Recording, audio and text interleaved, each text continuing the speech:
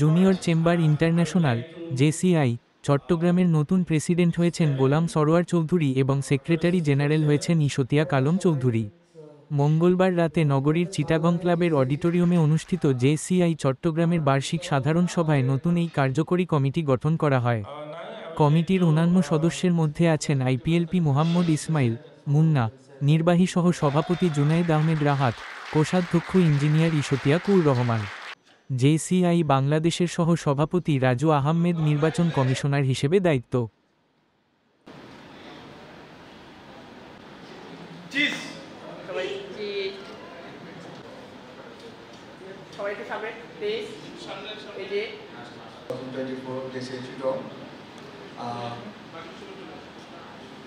Back to our election commissioner, Raju Ahmed Bhai, our immediate past local president.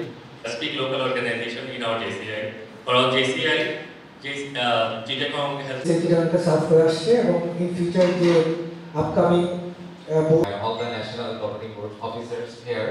So we report right now.